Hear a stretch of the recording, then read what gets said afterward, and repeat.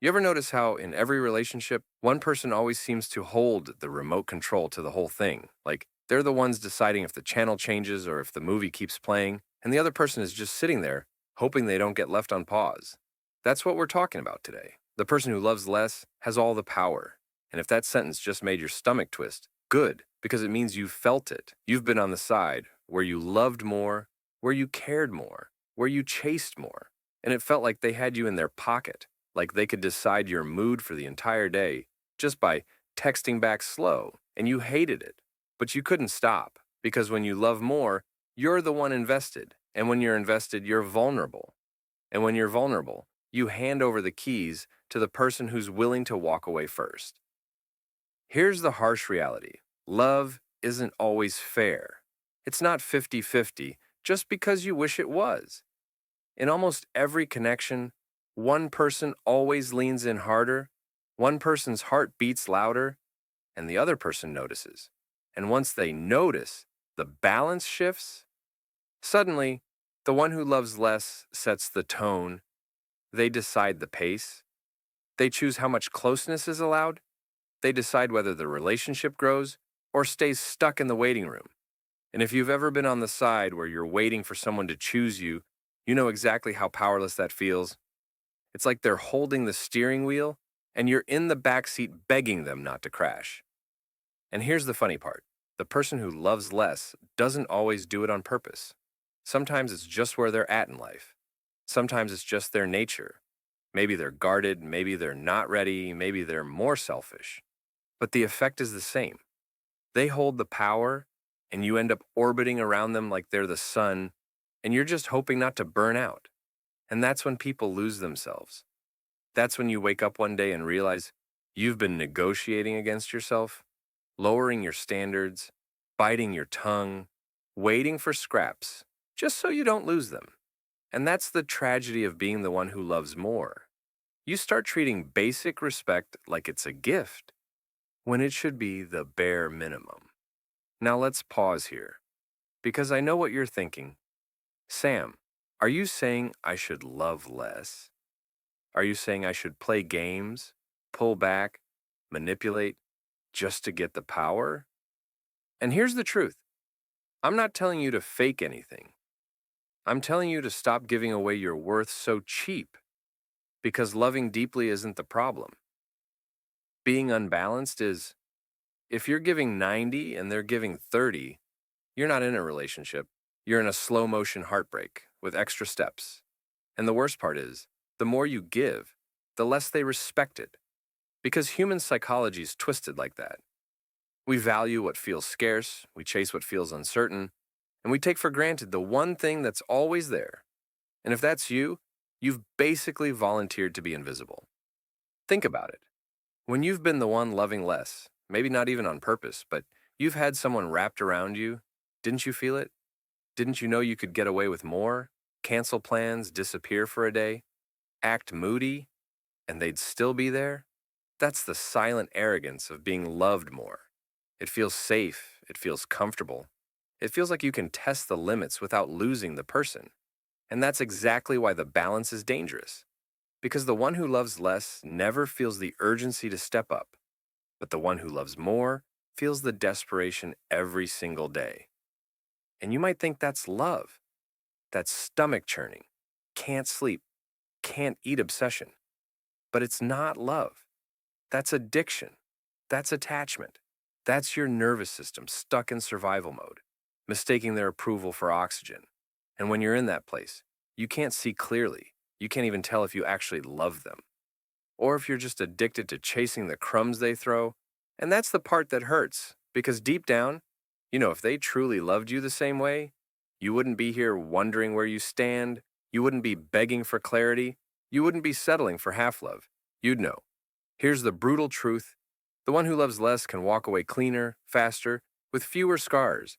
They can detach, move on, distract themselves, because they never fully jumped in.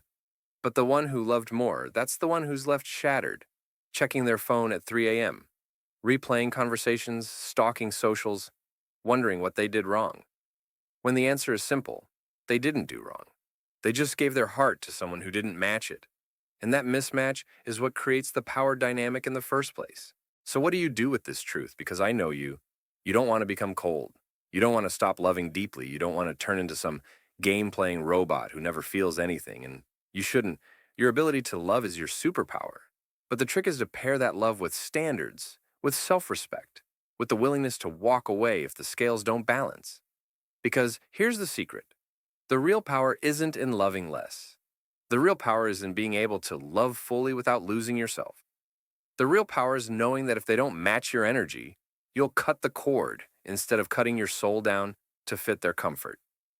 But let's get practical, because this isn't just philosophy. This is real life.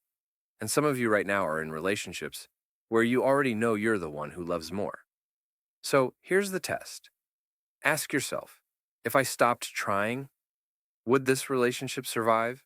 If I stopped initiating, would they notice?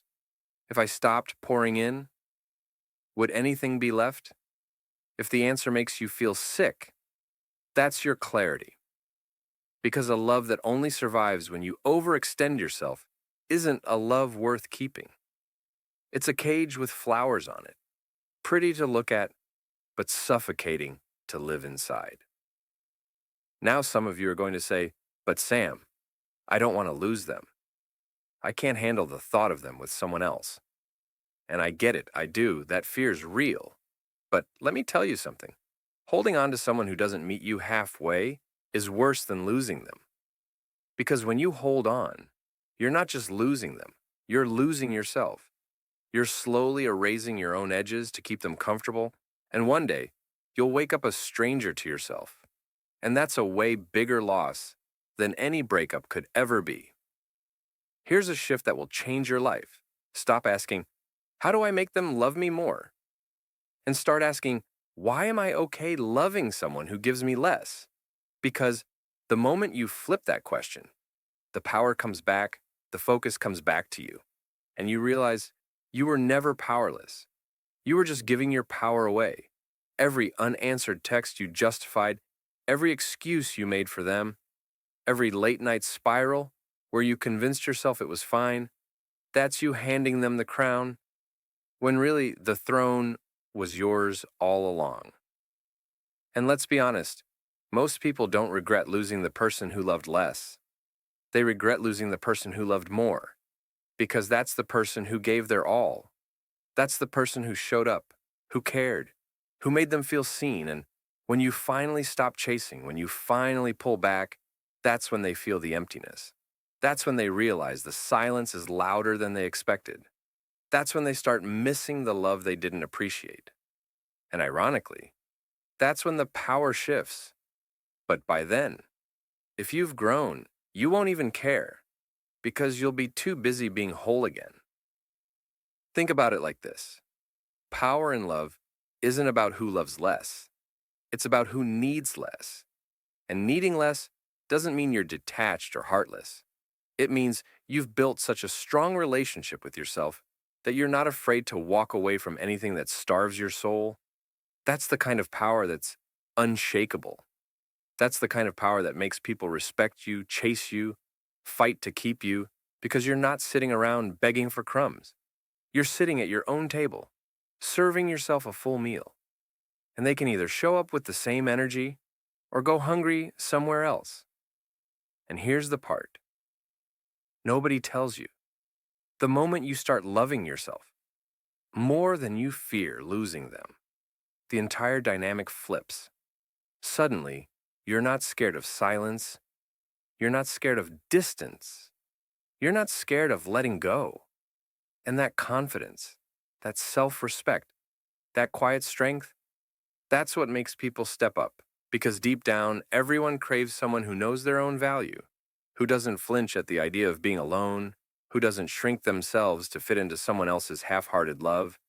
And when you become that person, you stop worrying about who loves less, because you'll never again tolerate being loved in fractions. So let me leave you with this. Love is not a competition of who can care less. Love is a mirror. If you're giving everything and they're giving scraps, that's not a mirror. That's a void. And you deserve better than a void. You deserve someone who matches your fire, who leans in just as hard, who makes you feel like you're not the only one carrying the weight. And if you haven't found that yet, don't panic. Just stop pouring your everything into people who only give you half. Because your love is too rare, too heavy, too beautiful to waste on someone who thinks the person who loves less should have the power.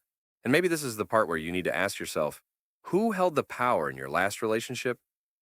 And what did it cost you? And more importantly, what would it look like if next time the power wasn't about less or more, but about balance, about two people meeting in the middle? And if that thought stings, if that thought feels impossible, maybe it's time to admit you've been playing tug of war with someone who was never planning to pull their weight.